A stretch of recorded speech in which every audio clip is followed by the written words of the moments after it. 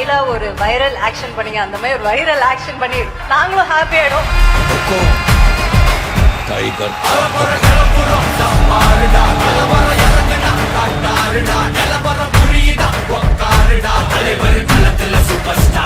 தமிழ்நாட்டின் அரசியல் வரலாற்ற மிக மிக முக்கியமான நாளா இந்த மார்ச் 6 அமைய போகுது.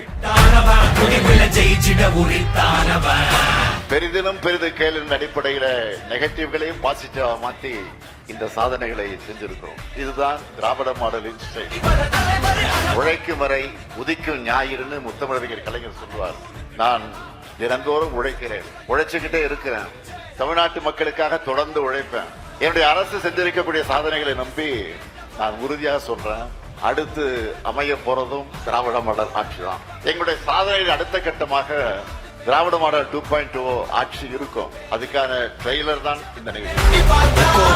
தமிழ்நாட்டின் அடுத்த கட்ட வளர்ச்சிக்கான என தொலைநோக்கு பார்வை, அதாவது தமிழ்நாடு 2030 14 முக்கிய அம்சங்களை என் மக்களுக்கு நான் அறிவிக்க விரும்புகிறேன்.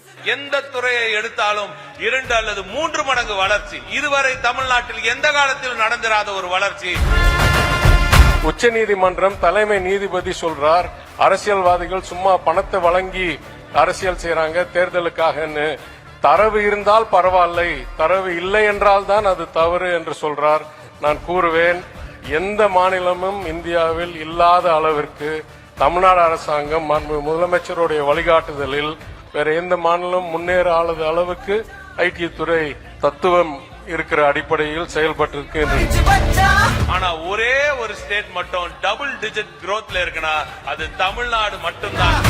கிட்டத்தட்ட ஒரு 4.5 ஆண்டுகளில் மட்டும் 2.5 மடங்கு வளர்ச்சி, 1190 MOUக்கள், 12,54,000 கோடி முதலீடு தமிழ்நாட்டிற்குள் வந்திருக்கிறது. 36 லட்சம் வேலை வாய்ப்புகள் இதன் மூலம் உருவாக்கப்படுகிறது. அதாவது MOUs 2.5x 2.5 மடங்கு, இன்வெஸ்ட்மெண்ட்ஸ் 3 மடங்கு, வேலை வாய்ப்புகளும் 3 மடங்கு. இந்த வேலை வாய்ப்போட கன்வர்ஷன் 73%.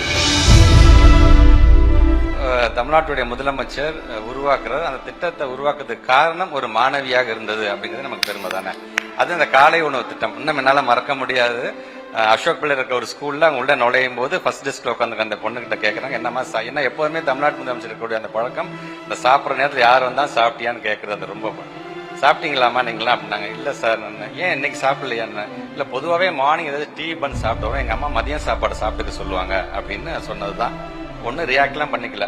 அந்த ஸ்கூல்ல ஃபங்க்ஷன்லாம் முடிச்சுட்டு நேரா கோட்டைக்கு போனவங்க எல்லா IAS ஆஃபீஸரையும் வர சொல்லி முதல்ல எங்க பிள்ளைங்க வயிறார சாப்பிட்டுட்டு ஸ்கூலுக்கு வரணும் அப்படிங்கிறதுக்காக சொல்லி உருவாக்கப்பட்டதுதான் அந்த காலை உணவு திட்டம். அதனால எனக்கு என்னைக்குமே அதனால அது மறக்க முடியாத ஒரு திட்டம். இன்னைக்கு இருக்கிற சமுதாயத்தை நான் என்ன ஜாதிகாரன் தெரியுமா அப்படின்னு பேசுற சமுதாயத்தை நான் என்ன படிச்சிருக்கேன் தெரியுமா அப்படின்னு மாத்தினார் பாத்தீங்களா. அதான் எங்க தமிழ்நாட்டு முதலமைச்சருடைய மிகப்பெரிய ஒரு அச்சீவ்மெண்டாக அதை நாங்க பாக்குறோம்.